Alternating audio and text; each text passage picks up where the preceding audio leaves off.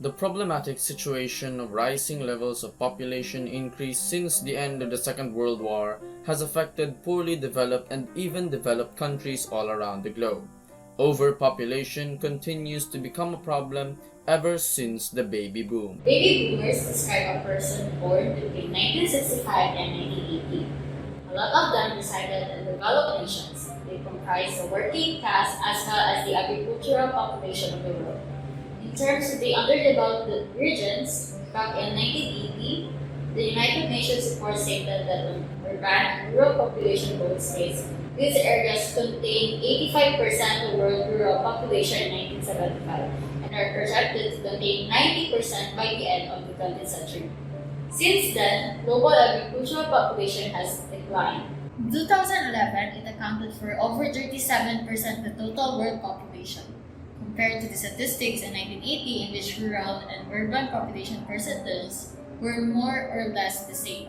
The blog site Nourishing the Planet, however, noted that even as the agricultural population shrunk as a share of total population between 1980 and 2011, it grew numerically from 2.2 billion to 2.6 billion people during this period. There are pros and cons in terms of increasing and decreasing levels of populations. In all circumstances, there are reasons to think that this very dynamic age structure will have economic consequences. The global famine that neo-Malthusians predicted did not happen. Between 1950 and 1984, global grain production increased by over 250%, allowing agriculture to keep pace with population growth, thereby keeping global famine under control. According to traditional texts, the mother of the household would often have many children because not many children were able to survive early childhood. Typically, most mothers had up to eight children in hopes that some would survive and be able to work for the family, and this is called the filial belief. One of the effects of overpopulation would be a shortage of resources, which is why countries must possess food security. Food security is the securement of food sustainable as the population grows. Today's global population has reached 7.4 billion, which is estimated to increase to 9.5 billion in the year 2050. Demographers predict that the world population will stabilize by 2050 at 9 billion. This situation caused an increased demand for food because if the population increases, there are more mouths to feed. In this situation, our country faced a food crisis. And according to UNICEF 2019, more than 820 million people go hungry each year. The factors which contribute to hunger are strongly related to overpopulation and poverty. And the reason why people experience food insecurity is because of a lack of resources. To provide a solution, the Food and Agriculture Organization suggests that we should increase our investment in agriculture. They recommend if the domestic product is not enough, we should import product. And to achieve food security, our government improves trade policies, promotes diversification, and they also conduct a program that improves agricultural productivity. Just like Agri-Negosyo Loan Program, which offers loan to finance capital requirements of agri-fishery-based micro and small enterprises. They also conduct a feeding program to help people. It involves delivering or providing meal or snacks to beneficiaries.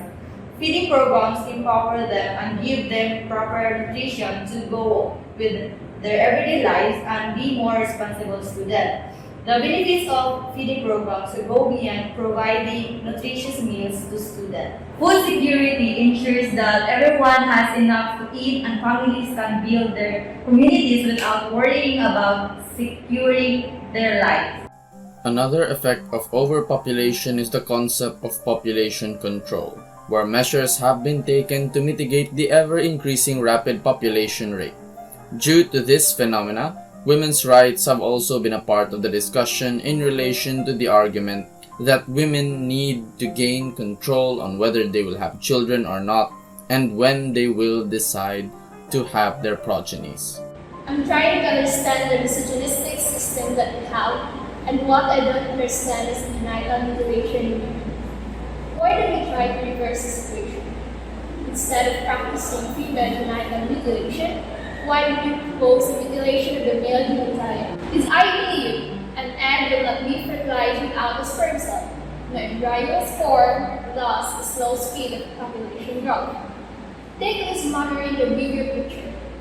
It clearly demonstrates that after several years of combating gender equality, women's rights are still neglected.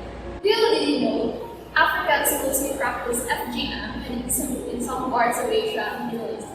It often involves the removal of cutting of the labia and clitoris using the same razor blade to all girls. They practice this for a label of so-called purity because they believe that body means sex and sex is the same. They have also considered this for a lower birth rate, which is sadly in contrast to their data, while others see this as female circumcision. Additionally, breast ironing. Yes, you heard it right. The process of flattening or pounding the breast using heated objects, it could be large stones, hammer, spatulas to compress the breast tissue of girls. Well, lucky those who were flat chested because they learned how to. Now ask yourselves, how could all of us bear those horrible things? The key to lower birth rates is fueling female empowerment with easier access to contraception and sound information. States like South Korea, Thailand, Sri Lanka, and Colombia have carried out effective proactive family planning campaigns and practice the aforementioned key that brings down their population growth. As what Ilana and Juana have said, as women, we are a tower of strength, a pillar of hope, and a champion of purpose. And we should always believe that all our choices should always come right into our hands.